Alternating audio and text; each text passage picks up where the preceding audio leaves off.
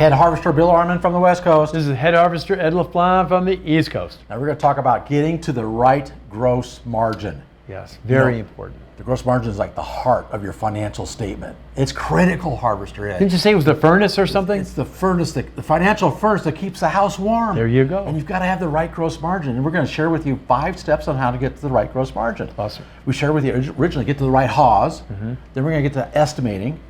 Then you have to price it right.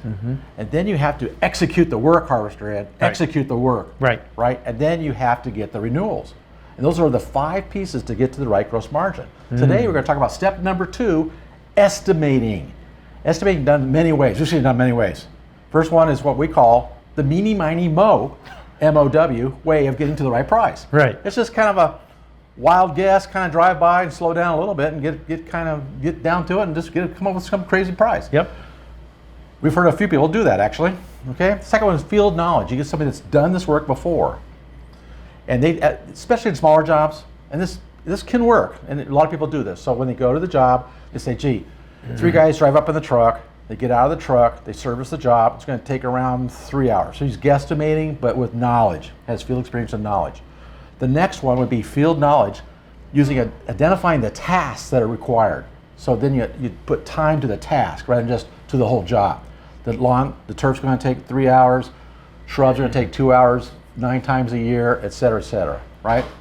So those are 3 ways, but there's got to be a better way of doing that. It's more accurate. Yes, there is. What is that, Harvester Ed? Much better. Really?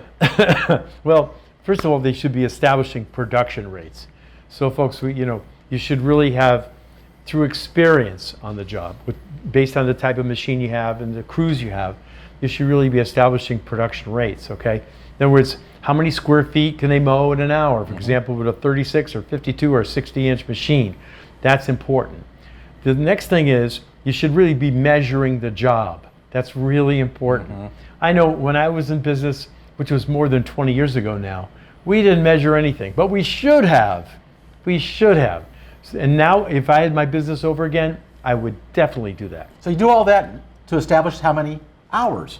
Yes. Okay. Yes, because if you equate that to your production rates, and you've got solid production rates, you know pretty close how long everything should take. You bet. Okay. So once you do that, all you do is multiply your HAWS, right? And then you've got the amount of money. Then the next step is just what materials do you need on the job. Yeah, materials have gone up a little bit in price, haven't they? A little? Woo! Whoa, yeah. So then you take the material cost, the labor cost, add that together, and now you've got the real cost on the job.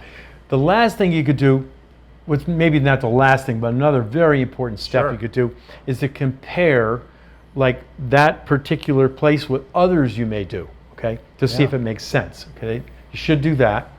And then lastly, you may want to bring, if it's a bigger job especially, we always used to do this, we bring in an experienced, maybe mowing supervisor and maybe a detail person to see how long the shrubs would take and the weeding and the detail work. And we'd let them take a look at the whole project and see if it agrees what we're coming up with. That really does help. So, the other thing is you have to keep checking the price, your HAWS, keep checking it because like Bill just mentioned, the prices keep going up. You're giving more raises, the materials are jumping. So on a regular basis, we would suggest at least quarterly, you're adjusting your HAWS because the way the Harvest Group does this is to take that gross margin and that helps establish the price. So if the HAWS is not right because you haven't increased it, then your price is not going to be right, okay? So consider all of these things before you come up with the bottom line price. Yeah. So we started with HAWS. Yeah. Now we're not guessing. We're estimating accurately because we've done the production rates. Yes. Materials and your HAWS, and you find out what it costs you. Because we all know there's only 3 things that you need to know to do an estimate, and this is critical. What's the first thing? I don't know, Bill. I think it's know your cost. There you go. What's the second thing? I think it's know your cost. And the third thing, Harvester. Know your cost. There you have it. 3 things. Know That's your right. cost, folks. Head Harvester Bill Arman from the West Coast. And Head Harvester Ed LaFlamme from the East Coast. They might be able to learn some more of this in the Harvest Way Academy, shouldn't they? They should be able to. If they're impatient, they want to put the whole thing together, we have a lesson on that whole piece about knowing your gross margin and the HAWS and everything. Get the right price by departments all on video. Good stuff. They just Yeah. have a link down there, and they can sign up right there. Absolutely. We'll see you next time. Now go out there and harvest your potential.